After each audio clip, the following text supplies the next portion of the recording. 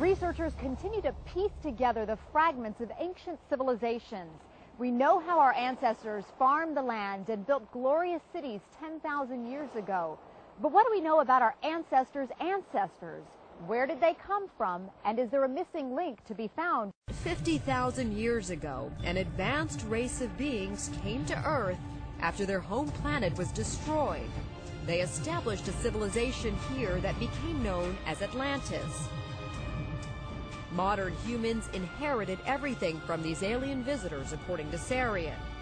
In fact, we are them.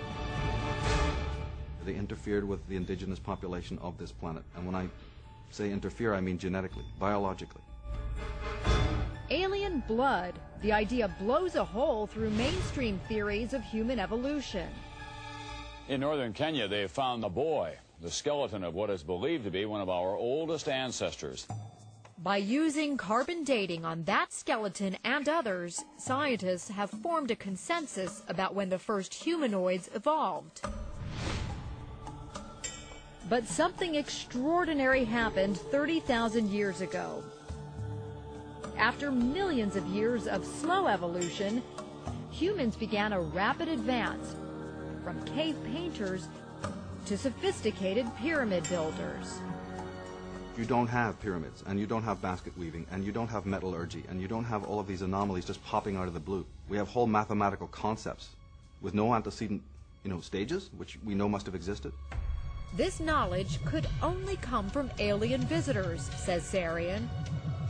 And it was bestowed upon the citizens of Atlantis, transforming the island into the intellectual beacon of the pre-ancient world.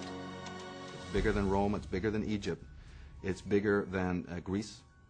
Atlantis is bigger even than our own cyber age, actually.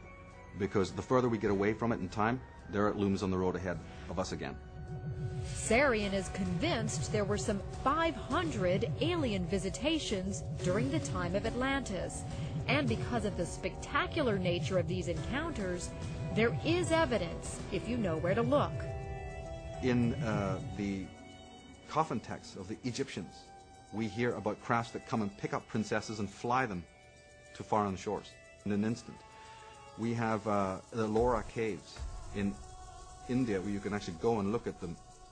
These wall reliefs where it literally shows you crafts with little people inside them, the gods, above the tree line, and all the heads of the people are looking up. And check out these Mayan stone carvings found in Mexico. The figure appears to be riding a rocket, his foot pushing on an accelerator. His body position is nearly identical to that of modern-day astronauts. Another ancient visitor stares out from a rock in the Sahara Desert. And dozens more in Australia that some say look like astronauts. There is absolutely no doubt. I am definitely sure that we have been visited several times in antiquity by extraterrestrials. It's been 40 years since Eric von Daniken first wrote about ancient astronauts in his book Chariots of the Gods.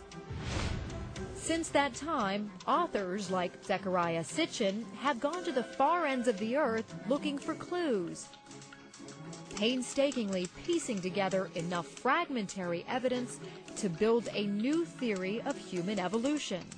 A basic conclusion of my writings has been that those who gave mankind civilization were visitors to Earth from another planet. If I say extraterrestrials, it's a dirty word, but that's what they were. This is called a... Sitchin is one of the few people on Earth able to read 6,000-year-old Sumerian texts. These writings, according to Sitchin, contain unmistakable clues to ancient intergalactic space travel. And in order to come and go between them, their planet and our planet, they needed a space facility. The space facility was in a place in Mesopotamia, in today's Iraq. The mission control center was at a place called Nippur, and the actual spaceport was in a place called Sipar, which can be translated as Bird City. Many of them were depicted as birdmen with wings.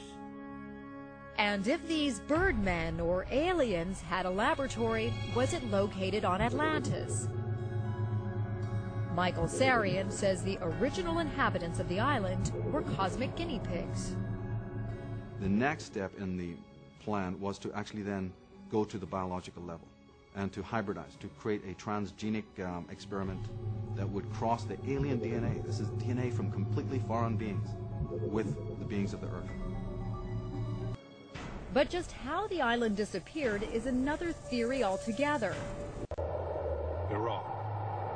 According to some experts, we can find very detailed information on UFOs and aliens in the old Sumerian culture, now considered to be the cradle of our civilization.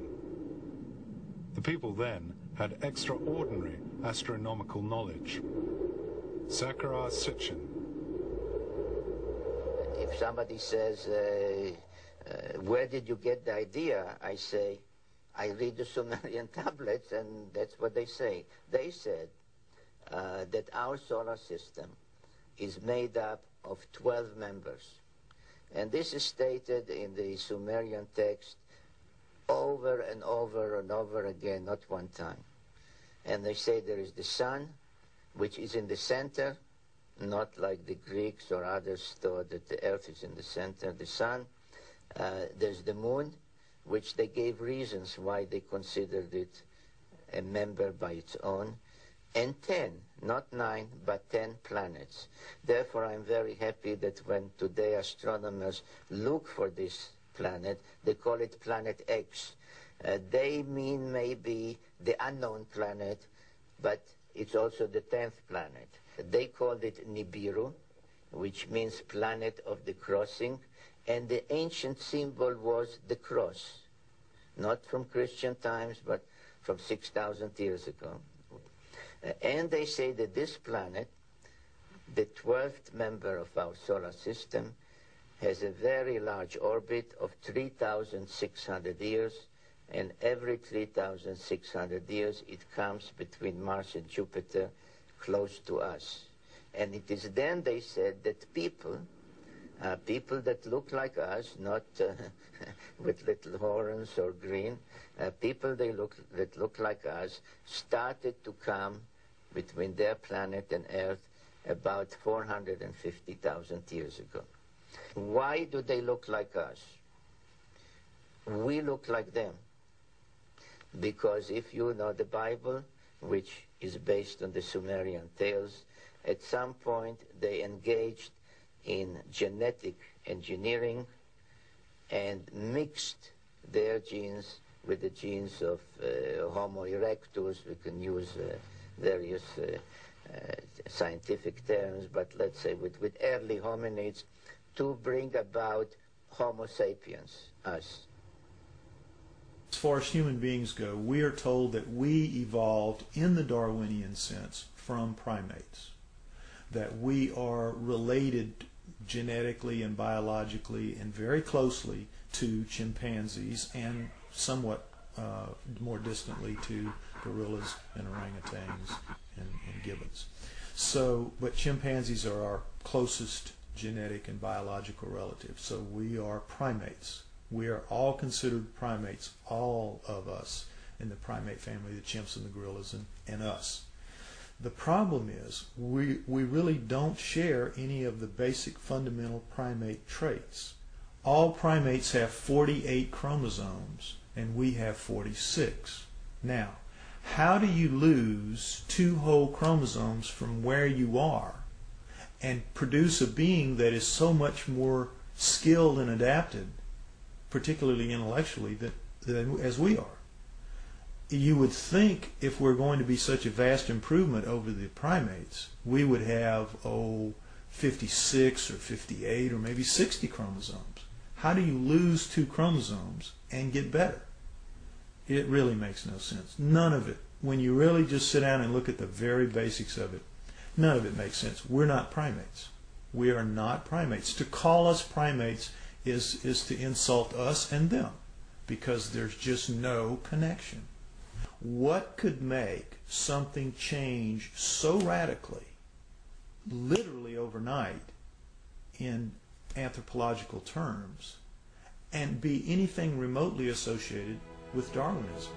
I believe, personally, that the writings of the Sumerians 4,000 years ago, as chronicled by Zechariah Sitchin in his books, The Earth Chronicles, I believe that is the most logical and reasonable explanation that there is for how we came to be. They tell an incredible story, the Sumerians do, of the Anunnaki, which is that there is another planet in our solar system, that gods, super beings, live on this planet, that these beings come to Earth. Could the Anunnaki have genetically engineered humans? It sounds incredible until we consider that we are